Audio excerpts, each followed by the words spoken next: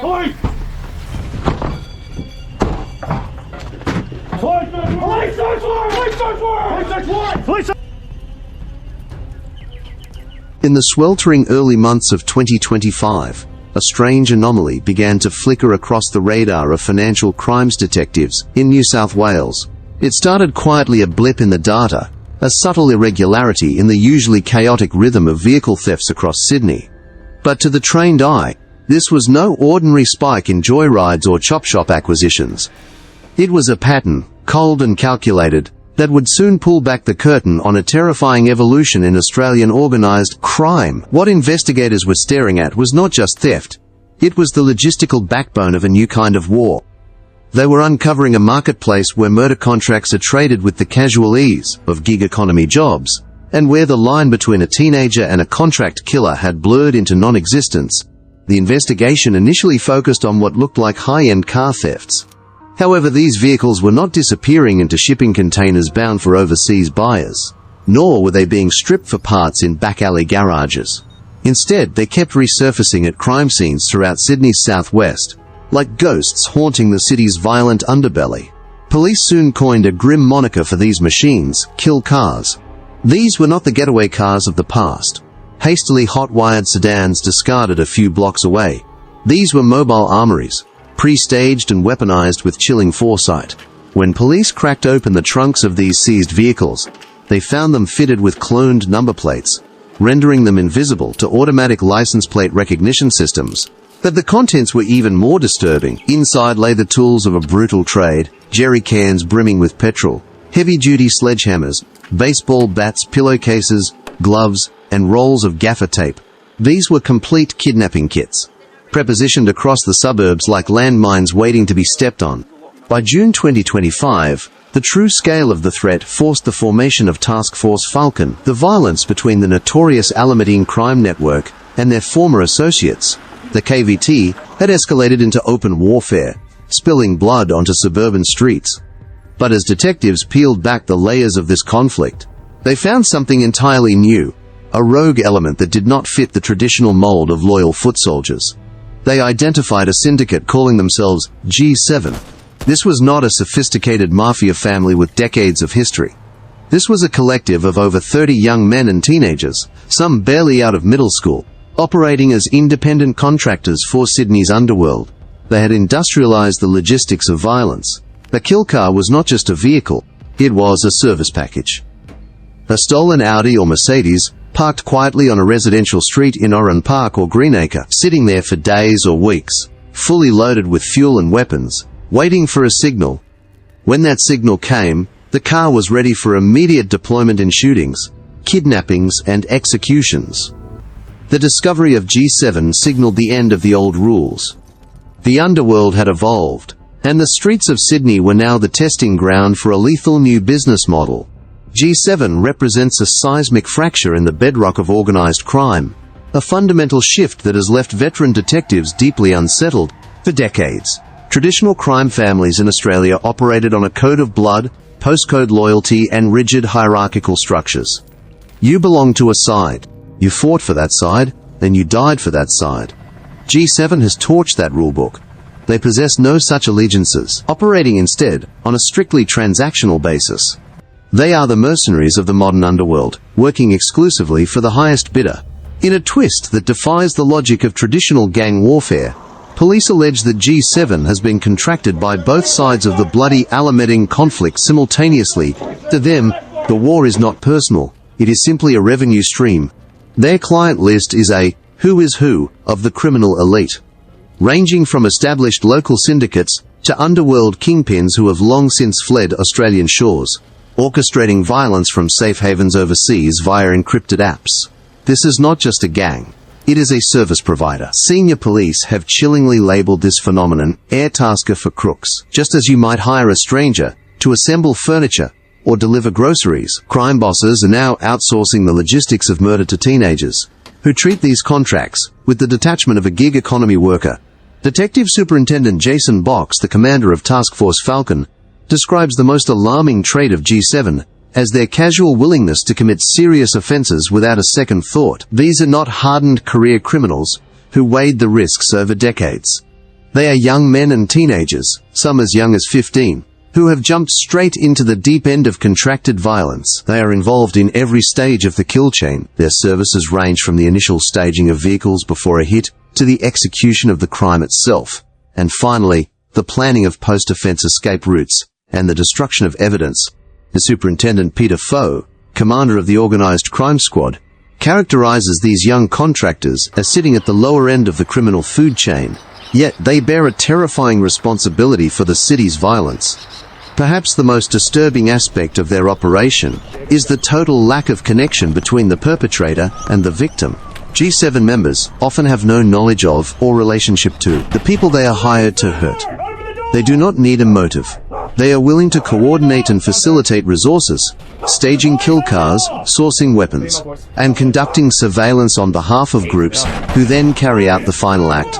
The scale of their logistics network is staggering. Police allege that G7 supplied at least 17 of the 53 kill cars seized by Task Force Falcon during the initial crackdown.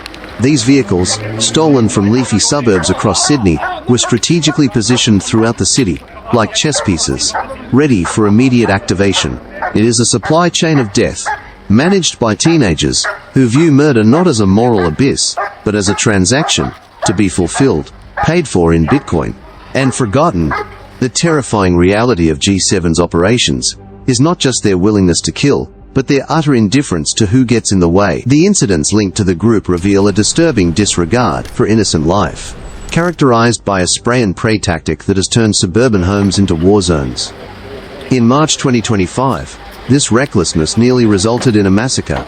Two 15-year-old boys, allegedly operating under the G7 banner, stood outside a home in Maryland and unleashed a hail of gunfire. They pumped 28 bullets into the residence. Inside, a mother and her 4 young children were cowering for their lives. Forensic analysis later revealed that the bullets missed the family by mere centimeters. It was a miracle born of incompetence, not mercy. Weeks later, those same teenagers allegedly targeted a home in Guildford West, again narrowly missing the occupants.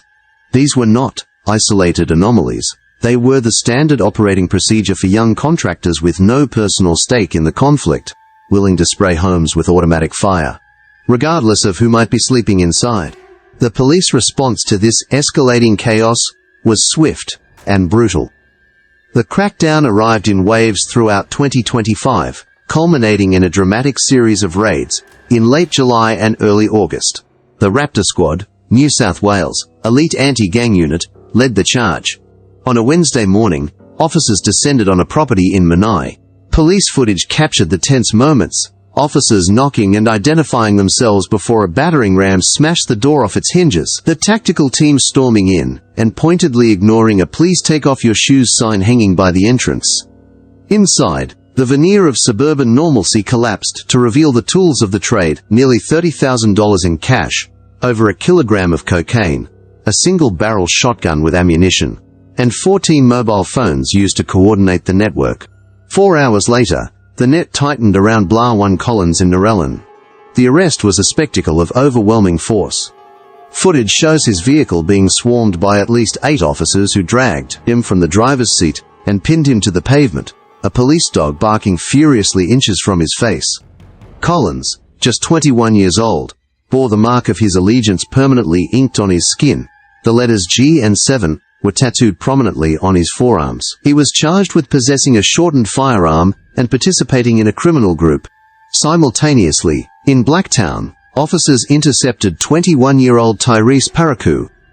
He faced a litany of 7 charges, including supplying a large commercial quantity of prohibited drugs and dealing with proceeds of crime. The dragnet extended even into the prison system. Days earlier, 18-year-old Zane Pera was arrested at a correctional center on the mid-north coast for supplying firearms. A separate operation targeted G7 cells in Oran Park and Hinchinbrook, netting 3 more young males and seizing 5 kill cars vehicles already loaded with jerry cans of petrol, prepped to be torched the moment a hit was completed. By the time the dust settled, Task Force Falcon had laid 280 charges against 121 individuals, dragging the soldiers of this new war into the light. While the violence on the streets appears chaotic, the machinery driving it operates with a digital sophistication that Assistant Commissioner Scott Cook says puts the Underworld leaps and bounds ahead of where it was just 5 years ago. This is the era of the high-tech hitman, where murder contracts are negotiated in the encrypted darkness of apps like Signal or Threema, and payments are settled instantly in Bitcoin, leaving no paper trail for detectives to follow. The days of cash-in-hand meetings and smoky backrooms are over. Today's contract criminals use Apple AirTags to track their targets' movements with chilling precision, and protect their own safe houses with facial recognition technology. But this technological leap has birthed a deadly paradox. The tools are professional, but the users are dangerously amateur. The rise of these contract criminals has created a specific, volatile danger that traditional organized crime rarely posed. These freelancers often have no training, no discipline, and absolutely no regard for collateral damage. They are, as Cook bluntly puts it, amateurs trying to be gangsters, and when they get it wrong, innocent people die.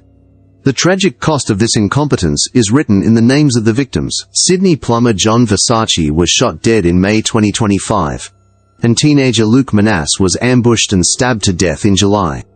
Investigators suspect both men were murdered in horrifying cases of mistaken identity, victims of young, inexperienced contractors who simply could not tell one face from another. The most chilling example of this intersection between high-tech planning and reckless execution occurred on October 7, 2025. Although not directly connected to G7, the incident perfectly illustrates the new model of outsourced violence. Police intercepted 3 men, allegedly hired by a Vietnamese crime syndicate known as the Final Crime Family. These men had no organized crime links and no connection to their target. They were purely gig workers, allegedly en route to execute a man as he collected his children from a daycare center in Revesby. However, police were one step ahead. Detectives had been conducting covert surveillance for weeks, monitoring a fleet of up to 15 stolen cars. In a stroke of tactical brilliance, officers managed to access the pre-staged getaway vehicles before the hit could go down. They found jerry cans pre-filled with petrol intended to burn the cars and destroy forensic evidence, and quietly replaced the fuel with water. When the hit team moved in, the trap snapped shut.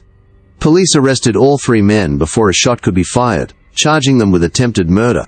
It was a comprehensively thought-out operation, balancing the risk of letting a plot proceed against the need for evidence. In this case, the decision to potentially burn evidence by tampering with the fuel saved a life in front of a daycare center.